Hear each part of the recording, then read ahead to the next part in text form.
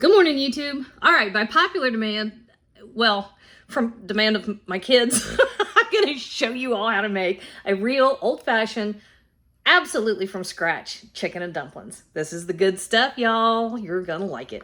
Let's cook. We got a family to feed. All right, here we go. One big fat chicken. He's about 5.5, 6 pounds. This is a big one. And I put it in a pot, covered it with boiling water. And at this point, you're only going to do a couple things. We're going to load this up with some kosher salt. And I'm going to give it probably 2 full tablespoons. I know that sounds like a lot. It's not. You're talking about the chicken and all the broth. So it's just not that much. And, oops, I'm going to give it, I don't even know what y'all are looking at now. There we go. Also, I'm going to give him a bay leaf. And he's going to get a handful of black peppercorns. I'm almost out of peppercorns. Good solid tablespoon. There we go. All right. This literally, we just are coming up to a boil. I'm going to reduce it to a simmer. And once it hits that simmer stage, we're giving it about an hour. You do exactly this for several things. If you just want to make some quick, easy chicken broth, this is how. If you want to make chicken and dumplings, start this way. If you want some great poached chicken that is moist and flavorful, here you go. This is just like all the things, this is the first step. All right? So, up to a simmer for an hour. There you go. I don't have anything clever to say. All right, our bird has been in barely on the simmer for an hour and a half, okay? Now, let me give you a hint. Right now, the whole country is undergoing that epic heat wave where everybody's topping 110. Thank God we're not hitting that. But my kitchen is in the 80s. So great trick with this kind of deal. I'm going to put a lid on this pot. I'm going to throw the whole thing in the refrigerator. It's going to come down in temperature. I'm going to let it chill out. I'm going to let my kitchen chill out. And we're going to come back and visit this at that point.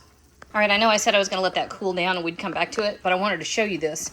Do you see on the top those little shiny bubbly bits? That's fat. That has rendered out of the chicken, and it will rise to the top, and the broth will come kind of float to the bottom. I pulled the chicken out. I stuck him over here in that thing. I'm going to put some saran wrap on that and throw it in the fridge. I'm going to let this come down. I'm going to throw it in the fridge. Here's what's going to happen. All that fat is going to come up to the top. It's going to form a solid little layer, and I can pull it off. Those peppercorns and that bay leaf will probably end up stuck in the fat. So just boom. It's like popping off a zipper. It's great. All right, let's talk about our chicken and dumplings. Okay? I got a little enthusiastic about that now, didn't I? Okay, so here we have a couple things. Number one, I put all the knobs for my stove in the dishwasher. Ow, hot. Crap. And then I forgot what I was doing. Here we go. All right, so we're heating our big stock pot. Medium low. You want it hot, but not crazy. And I have about a tablespoon of olive oil down in there. Now, because we have it, all right, we're going to use some chicken fat. So I told y'all that all the fat would come to the top. See that? So this has been in the fridge overnight. And the fat from that chicken has separated out from the stock. And that's what we have right here, okay? You don't have to use all of it. You want just enough to saute your veggies. And I think it's kind of silly to come in here and substitute one kind of fat for another kind of fat when you've got this one. And y'all know I've been preaching about Appalachians not wasting anything. The other thing about this is it is so easy. I love broth and stocks of all kinds. So I'd say 2 tablespoons. Hey, Booney, give me just a second. 2 tablespoons. It was me doing this. Gotcha. Okay. So about 2 tablespoons of fat altogether, and the rest of it we're just going to set aside. If you know that you've got something where you can use the rest of that within a day or two, It is lovely for potatoes. It tastes really good. All right, there we go. So now we have severely limited the amount of fat that's in our chicken broth, right? So that means our final chicken and dumplings are gonna taste nice and rich and silky without being greasy. You're not gonna have a bunch of whatever. All right, here we go.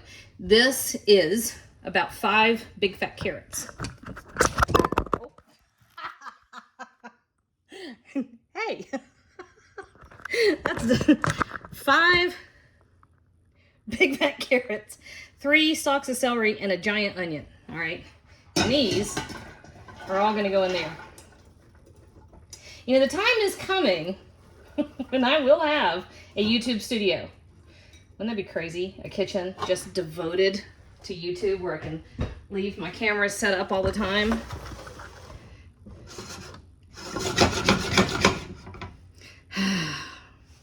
One can dream. All right, so this is gonna go in here for probably 20 minutes or so. And we're just gonna keep it going until it's nice and fragrant. And then I have a blister pack of fresh thyme. That is one huge bunch of thyme. Drop it in there just like that, okay? You notice one of the few things that I did not do that I normally do, there's really no garlic in here. For no reason other than it's just not the way I grew up with it. I guess better without it. You don't have anything competing for all that lovely chickeny goodness, okay?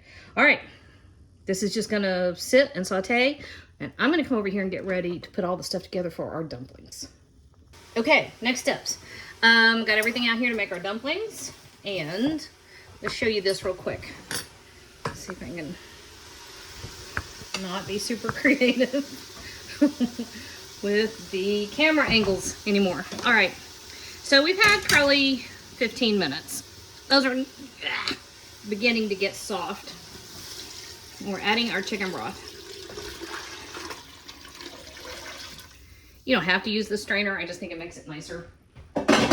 And then we also have, it didn't quite fit, but look what I'm doing.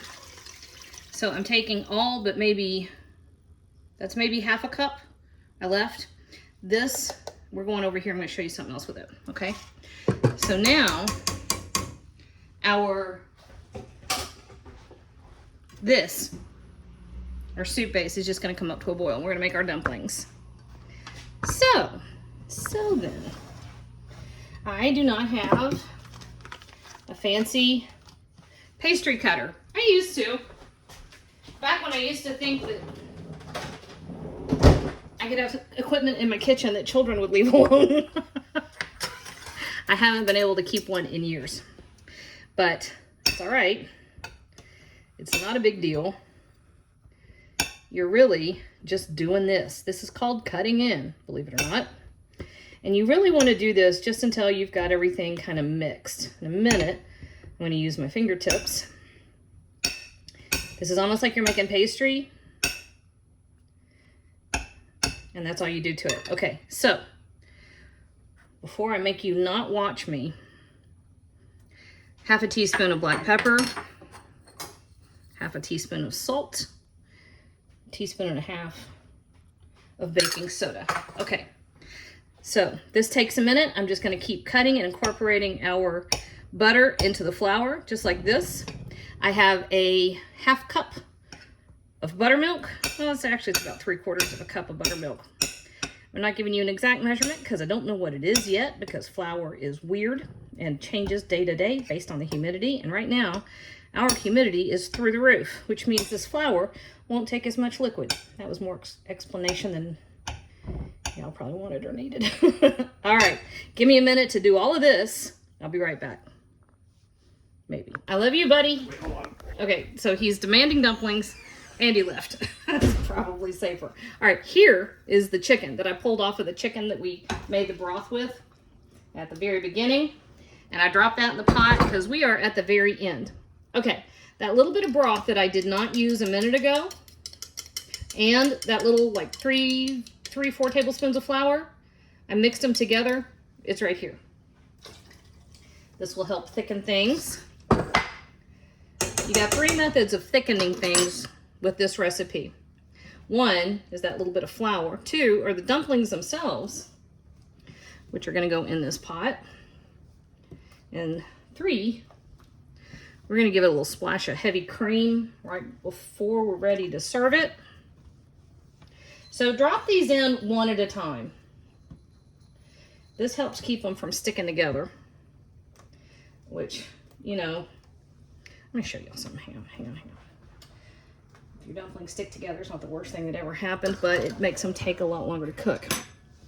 So, you know, we pulled all the fat off of the broth, but can you see we do still have some fat? Of course, we used fat to saute the vegetables, the chicken fat.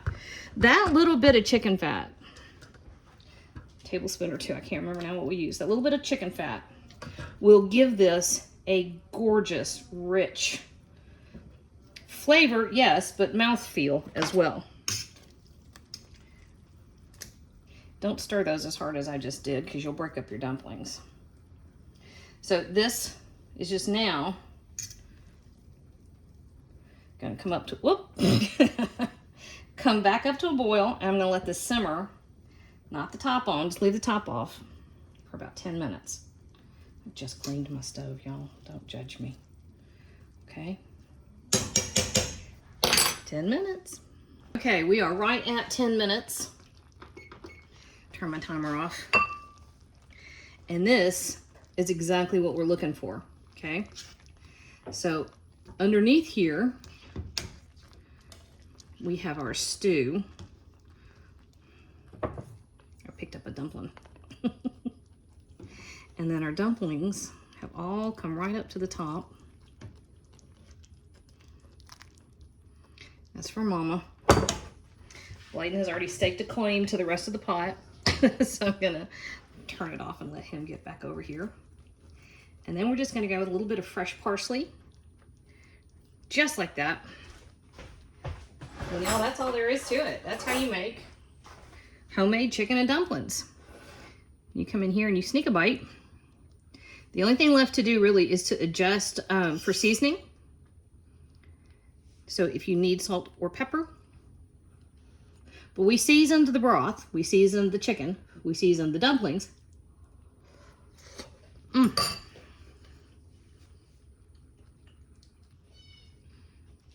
that's perfect. Oh my God. You know, it's a little bit of a pain in the butt, but that's worth it.